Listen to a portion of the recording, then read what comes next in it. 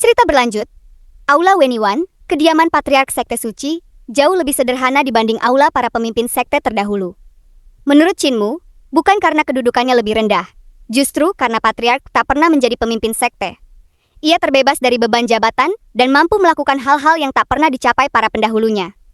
Dialah guru, sahabat, sekaligus penasihat guru negara. Saat reformasi Kekaisaran Perdamaian Abadi dimulai, Patriark berada di balik hampir setiap keputusan besar. Ia bahkan menjadi rektor pertama Akademi Kekaisaran, meski namanya jarang disebut. Jasanya menyamai tokoh-tokoh terbesar dalam sejarah Sekte Suci. Memikirkan itu, hati Chinmu dipenuhi rasa hormat. Patriark menoleh sambil tersenyum. Kok masih saja mudah terbawa perasaan?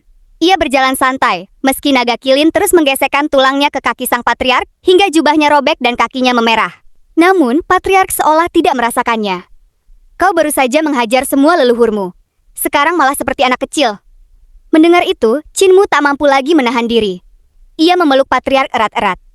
Patriark, aku sangat merindukanmu. Suaranya bergetar. Aku baru tahu setelah mendengar dari Siun Siang, bahwa Patriark gugur demi menghalangi para dewa surga tinggi. Panatua disiplin hanya membawa abu Patriark pulang. Aku bahkan tak sempat mengucapkan salam perpisahan. Patriark terdiam sesaat. Lalu ia menepuk pelan punggung Chinmu. Aku hanya pindah ke tempat lain. Bagiku justru kalianlah yang telah mati. Jadi kenapa harus bersedih? Naga kilin kembali menggesekkan tubuhnya ke kaki Patriark. Patriark langsung menghela napas panjang. Naga gemuk, kalau terus begitu, kakiku benar-benar habis. Naga kilin buru-buru mundur. Namun beberapa saat kemudian ia kembali menggesekkan tulangnya dengan manja. Patriark hanya bisa pasrah. Setelah suasana sedikit tenang, Chinmu bertanya. Patriark, apakah pendiri, penebang kayu suci, dan tiga raja juga berada di Fengdu? Senyum Patriark perlahan memudar. Tiga raja tidak ada. Roh primordial mereka telah hancur setelah memaksakan diri mewariskan ajaran. Sedangkan pendiri dan penebang kayu suci, aku juga belum pernah bertemu mereka. Chinmu tertegun. Kalau bukan di Fengdu, lalu kemana roh mereka pergi? Patriark kemudian mengingat sesuatu. Ngomong-ngomong, kau benar-benar menghajar semua mantan pemimpin sekte? Chinmu mengangguk tanpa ragu. Mereka meragukan kelayakanku. Kalau tidak kukalahkan, mereka tak akan pernah mengakuiku. Lagi pula, mereka memang pantas dipukul. Mereka telah menyelewengkan jalan orang suci menjadi jalan iblis. Patriark hanya menghela napas. Ia memang tak bisa membantahnya. Beberapa saat kemudian, Patriark bertanya lagi. Aku penasaran. Kau tidak memiliki tubuh jasmani di Fengdu. Lalu bagaimana kau bisa menggunakan ji vital dan seni ilahi? Chinmu tersenyum. Dulu kepala desa pernah membawaku ke sini. Sejak saat itu aku menyadari, semua yang terlihat di Fengdu hanyalah ilusi. Dengan mata dewa pemberian kakek buta, aku masih bisa melihat tubuh jasmaniku. Karena itulah ji vital dan seni ilahiku tetap dapat digunakan. Namun kalimat berikutnya tak sanggup ia ucapkan. Karena di mata dewa miliknya, Patriark yang sedang tersenyum di depannya tetap hanyalah sebuah kerangka. Begitu pula semua penghuni Fengdu. Bahkan saat bercanda bersama para kaisar manusia dan mantan pemimpin sekte, yang ia lihat hanyalah kerangka-kerangka tanpa kehidupan. Hanya di jembatan antara hidup dan mati, mereka kembali memiliki wujud manusia. Kesunyian menyelimuti Chinmu. Ia segera mengalihkan pembicaraan. Patriark, kalau Patriark sudah berada di Fengdu, bagaimana reformasi Kekaisaran Perdamaian Abadi bisa terus berjalan? Patriark tersenyum tipis. Karena reformasi bukan milik satu orang. Begitu dimulai, ia tak boleh berhenti. Ia mengambil sebuah gunting taman, lalu mulai memangkas tanaman. Chinmu ikut membantu. Sambil bekerja, Patriark berkata, Guru negara mereformasi aturan lama, menghapus pertikaian antar sekte, mengubah para praktisi agar tidak lagi hidup demi sekte, melainkan demi rakyat. Itulah dasar reformasi. Chinmu mengangguk. Patriark melanjutkan. Namun yang paling sulit bukan mengubah aturan, melainkan menghancurkan dewa di dalam hati manusia. Selama rakyat masih menggantungkan harapan kepada dewa, mereka tidak akan pernah benar-benar bebas. Chinmu berpikir sejenak. Kalau begitu, para praktisi seni ilahi harus membantu rakyat secara langsung, supaya rakyat sadar bahwa manusialah yang mengubah hidup mereka. Patriark tersenyum puas. Tepat sekali. Itulah sebabnya ekonomi harus dibangun. Rakyat harus makmur. Ketika rakyat makmur, mereka memperoleh pendidikan. Ketika pendidikan berkembang, akan lahir lebih banyak praktisi seni ilahi. Lalu para praktisi itu kembali membantu rakyat. Begitulah reformasi terus berputar. Ia berhasil memangkas tanaman. Dewa di kuil mudah dihancurkan. Tapi dewa di hati manusia, itulah musuh yang sesungguhnya. Chinmu terdiam. Ia teringat orang-orang yang tetap berlutut di depan patung dewa. Patriark tertawa kecil. Aku pernah membangun sebuah kuil, lalu kutaruh seekor anjing kudisan di dalamnya. Hanya beberapa hari, orang-orang sudah datang membawa dupa dan persembahan. Qinmu ikut tertawa. Namun tawanya segera menghilang. Patriark benar. Yang sulit bukan menghancurkan patung, melainkan keyakinan manusia. Patriark melanjutkan. Guru negara telah membuka jalan. Kau menyempurnakan jembatan ilahi. Xion Xiang dan Lingu Xiu menemukan cara membangkitkan roh primordial 6 arah. Semakin banyak jalan, keterampilan dan seni ilahi tercipta. Semakin banyak pula manusia yang mampu menjadi dewa. Ketika manusia mampu berdiri dengan kekuatannya sendiri, barulah dewa di dalam hati mereka akan lenyap. Hati Qinmu bergetar. Ia meletakkan gunting di tangannya, lalu membungkuk hormat. Patriark adalah guru suci sekte suci yang sesungguhnya. Patriark buru-buru mengangkatnya. Jangan bercanda. Kau sekarang pemimpin sekte. Bagaimana mungkin memanggilku guru suci? Saat itu juga, suara langkah kaki terdengar dari belakang. Qinmu menoleh. Seluruh mantan pemimpin sekte telah berdiri di sana sejak tadi. Tanpa sepatah kata pun, mereka serempak membungkuk kepada Patriark. Guru suci. Semua orang memahami satu hal. Seorang guru suci bukan sekedar pemimpin sekte, melainkan seseorang yang mengajarkan jalan bagi seluruh dunia. Dan di antara semua pemimpin sekte sepanjang sejarah, hanya Patriark muda yang benar-benar layak menyandang gelar itu. Mendengar penghormatan tersebut, tubuh Patriark bergetar. Air mata perlahan mengalir di wajahnya. Seumur hidup, ia tak pernah menjadi pemimpin sekte, bahkan sering dipinggirkan oleh para pendahulunya. Namun hari ini, untuk pertama kalinya, ia diakui oleh seluruh leluhur sekte suci sebagai guru suci. Di taman belakang Aula Weniwan, para mantan pemimpin sekte masih memandangi Patriark dengan penuh hormat. Si Wanwei tersenyum tipis. Sekarang aku baru sadar, cita-cita dan kemampuan Weniwan ternyata jauh melampaui kita semua. Ia lalu menoleh kepada Patriark sambil terkekeh. Aku jadi penasaran, dulu kenapa aku menerimamu sebagai murid? Patriark muda tersenyum malu. Guru bilang aku berbakat, lalu menambahkan satu alasan lagi. Karena wajahku tampan. Qinmu menyapu pandangan ke sekeliling. Baru sekarang ia sadar, hampir semua mantan pemimpin sekte, baik pria maupun wanita, memiliki paras yang luar biasa. Si Wanwei ikut tersenyum mengenang masa lalu. Sebenarnya aku menerimamu agar kau menghancurkan hati Daoku. Kitab suci Iblis Agung mengajarkan bahwa tanpa kehancuran, tak akan ada kebangkitan. Kalau kau berhasil menghancurkan hati Daoku, kau akan menjadi pemimpin sekte berikutnya. Kalau gagal, aku mungkin akan melangkah lebih jauh dan menjadi dewa. Yulian tertawa pelan. Sayangnya, guru terlalu sibuk mengawasi adik seperguruanku. Akulah yang memanfaatkan kelengahan itu dan membunuh guru. Qinmu akhirnya memahami asal-usul tradisi sekte suci. Pada awalnya, pendiri menetapkan aturan agar setiap murid harus melampaui gurunya. Namun seiring waktu, aturan itu berubah menjadi perebutan jabatan yang semakin ekstrim. Patriark tersenyum tenang. Justru karena aku tidak pernah menjadi pemimpin sekte, aku bisa melihat dunia lebih luas daripada sekte. Semua mantan pemimpin sekte mengangguk setuju. Si Wanwei kemudian memandang Qinmu. Soal cara kau menjadi pemimpin sekte, kami tak akan mempermasalahkannya lagi. Yang telah kau lakukan memang luar biasa. Qinmu membalas dengan rendah hati. Kalau para senior berada di posisiku, pasti hasilnya lebih baik. Ia berhenti sejenak. Hanya saja, dulu para senior memang tidak melakukannya. Wajah semua mantan pemimpin sekte langsung berkedut. Qinmu buru-buru membungkuk. Maaf, tadi aku terlalu terbawa emosi. Aku marah karena generasi berikutnya dibelenggu aturan yang sudah usang. Kalau kata-kataku menyinggung para senior, aku sungguh minta maaf. Suasana akhirnya mencair. Juyang segera mengangkat bahu Qinmu. Kau memang keterlaluan, tapi kami mengakuinya. Di antara seluruh pemimpin sekte sepanjang sejarah, kau pantas berada di jajaran terbaik. Hujun ikut tertawa. Asal setelah kembali nanti, jangan lupa membakar persembahan untuk kami. Semua orang langsung bersorak. Benar, kami tidak mau bernasib seperti Aula Kaisar Manusia. Miskin sekali, tak ada yang mengirim persembahan. Qinmu hanya tertawa kaku. Mereka tidak tahu, Kaisar Manusia yang sedang mereka sindir justru berdiri di hadapan mereka. Dalam hati, Qinmu diam-diam bertekad. Begitu kembali, aku harus segera mengirim persembahan ke Aula Kaisar Manusia. Patriark kemudian menatap Qinmu. Setelah kembali ke dunia orang hidup, apa yang pertama kali akan kau lakukan? Qinmu menjawab mantap. Membangun jalan. Patriark mengernyit. Kenapa harus jalan? Perbendaharaan Kekaisaran Perdamaian Abadi sudah terkuras karena perang. Membangun jalan hanya akan menghabiskan lebih banyak tenaga dan biaya. Qinmu tersenyum. Karena aku sudah menaklukkan bumi barat. Semua mantan pemimpin sekte langsung membelalak. Kau memimpin berapa banyak pasukan? Qinmu menggeleng. Aku berangkat sendirian, bersama naga Kilin dan Xiongjier. Suasana langsung sunyi. Tak seorang pun percaya.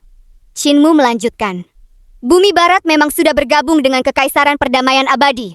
Tapi kalau hubungan kedua wilayah tetap terputus, lambat laun mereka pasti memisahkan diri.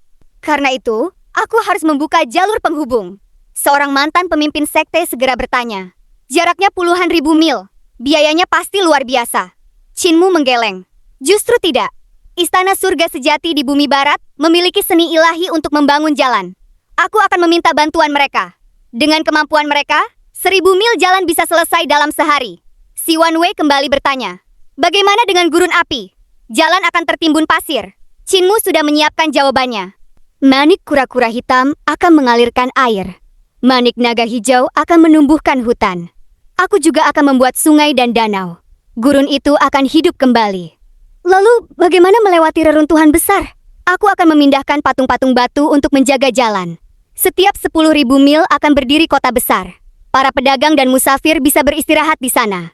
Lalu, uangnya dari mana? Begitu jalan terbuka, perdagangan akan berkembang. Kalau perdagangan berkembang, uang akan datang dengan sendirinya. Kalau bertemu gunung, ku tembus. Kalau bertemu sungai, ku tembus. Kalau bertemu dewa, Chinmu tersenyum tenang. Ku hormati. Semua orang tertawa. Lalu tulisan dan kebiasaan Bumi Barat berbeda. Bagaimana menyatukannya? Chinmu segera menjawab. Membuka pendidikan, menyatukan sistem tulisan, dan membiarkan kedua wilayah saling belajar. Pertanyaan demi pertanyaan terus berdatangan. Namun Chinmu menjawab semuanya tanpa ragu. Akhirnya, 28 mantan pemimpin sekte saling berpandangan. Mereka lalu serempak membungkuk kepada Chinmu. Pemimpin sekte, engkau bukan hanya layak disebut pemimpin sekte suci, engkau juga layak disebut orang suci. Chinmu segera membalas hormat. Justru aku yang harus berterima kasih. Pertanyaan para senior membuat rencana reformasiku semakin sempurna. Kalau suatu hari nanti jalan itu benar-benar terbangun, jasa para senior akan selalu dikenang. Semua orang tertawa puas. Tak ada lagi sedikit pun ganjalan di hati mereka. Tepat saat suasana menjadi hangat, suara Chishu terdengar dari luar aula. Pemimpin sekte Jin, raja yang sudah selesai. Beliau memintamu menghadap. Begitu mendengar Raja Yama ingin menghukum Chinmu, seluruh mantan pemimpin sekte langsung mengernyit. Juyang segera bertanya, kesalahanmu sebesar apa? Kalau memang berat, bagaimana kalau kita memberontak saja? Mata semua mantan pemimpin sekte langsung berbinar. Mereka bahkan mulai membahas cara membangunkan seluruh penghuni Fengdu dan menyusun rencana pemberontakan. Chinmu buru-buru melambaikan tangan. Tidak perlu, aku hanya melakukan kesalahan kecil. Aku cuma mengambil beberapa roh primordial dari Fengdu untuk menghidupkan kembali mereka yang gugur di pegunungan Patah Dewa. Suasana mendadak sunyi. Beberapa saat kemudian, Hujun menepuk pahanya. Kalau begitu, kita memang harus memberontak. Kesalahan sekecil itu, Raja Yama pasti akan memenggal kepalamu. Si Wanwei ikut mengangguk. Kalau hanya kenakalan kecil, kami biarkan saja kau dihukum. Tapi merebut roh dari Fengdu, itu sudah cukup untuk mengguncang seluruh Fengdu. Dalam keadaan seperti ini, pemberontakan justru terdengar masuk akal. Chinmu hanya bisa tersenyum pahit. Saat itulah suara Chishu kembali terdengar dari luar. Pemimpin sekte Jin, kalau tidak keluar sekarang, aku akan masuk. Patriark tiba-tiba mengangkat tangan. Tunggu. Ia menatap Chinmu sambil berpikir. Kalau kesalahanmu benar-benar sebesar itu, kenapa Raja Yama membiarkanmu bebas berkeliaran? Kau bahkan sempat menemui kami. Seharusnya sejak tadi kau sudah di penjara. Chinmu mengangguk. Sebelum memanggilku, Raja Yama sedang mengurus Xing'an dan Dewa Dukun Kui. Xing'an dibebaskan, sedangkan Dewa Dukun Kui masih diperiksa para Raja Hantu. Patriark langsung tersenyum. Kalau begitu tidak perlu khawatir. Kalau Xing'an saja dibebaskan, berarti kesalahanmu jauh lebih ringan. Pergilah. Raja Yama mungkin hanya ingin menanyakan beberapa hal. Semua mantan pemimpin sekte ikut mengangguk. Kalau terjadi sesuatu, kami akan menyerbu aula Raja Jin. Chinmu membungkuk memberi hormat, lalu meninggalkan aula Weniwan. Di luar, Chishu masih berdiri di atas kepala singa batu sambil merapikan bulunya. Melihat Chinmu datang, ia langsung berbalik. Ikut aku. Sepanjang perjalanan, Chinmu mencoba membuka percakapan. Senior Chishu, apa sebenarnya yang diinginkan Raja Yama? Chishu mendecak. Diam, aku tidak suka bau orang hidup. Lagi pula, Raja Yama bukan ingin bertemu denganmu. Beliau ingin menginterogasimu. Tak lama kemudian, mereka tiba di aula Raja Jin. Di depan aula, Xing'an masih berguling di tanah. Puluhan kepala, tangan, dan kaki saling berebut kendali atas tubuhnya. Chinmu menggeleng pelan. Orang sehebat Xing'an pun masih sulit melepaskan jalan yang telah ditempuh seumur hidup. Semakin besar pencapaiannya, semakin sulit mengakui bahwa dirinya salah. Tiba-tiba, terdengar teriakan keras dari seluruh penjuru Fengdu. Langit mulai terang. Semua berlindung. Dalam sekejap, jiwa-jiwa yang berkeliaran berhamburan. Para dewa dan iblis berlari memasuki rumah masing-masing. Seluruh kota mendadak kacau. Qinmu menoleh heran. Apa yang terjadi? Qixu menjawab singkat. Matahari akan terbit. Matahari Fengdu berbeda dengan matahari dunia manusia. Tak lama kemudian, kabut hitam yang menyelimuti kota mulai memudar. Fengdu yang semula gelap berubah terang benderang. Jalan-jalan yang tadi ramai kini benar-benar kosong. Semua penghuni bersembunyi. Sesaat kemudian, matahari raksasa perlahan muncul di ufuk timur. Wus! Api merah menyala langsung membanjiri langit. Gelombang api memenuhi seluruh Fengdu. Panasnya bahkan membuat ruang di sekitarnya tampak bergetar. Qinmu tertegun. Tubuh kerangkanya perlahan berubah. Daging, darah, meridian, bahkan organ dalamnya kembali muncul satu persatu. Sebaliknya, saat melihat ke dalam rumah-rumah di Fengdu, para dewa dan iblis yang bersembunyi justru perlahan berubah menjadi kerangka.